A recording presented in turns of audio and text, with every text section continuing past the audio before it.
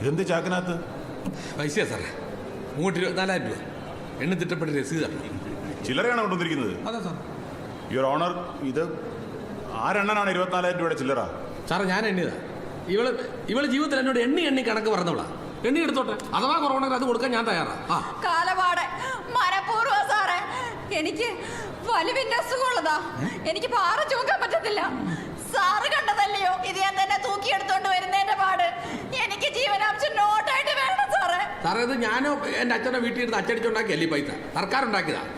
സാറേ 8 മാസമായി സാറേ എനിക്ക് ജീവനാംശം കിട്ടിയിട്ട്. ഞാൻ എത്ര പ്രാവശ്യം ഈ കോടതിയുടെ വരാതെ കയറി ഇറങ്ങിയാണെന്ന്.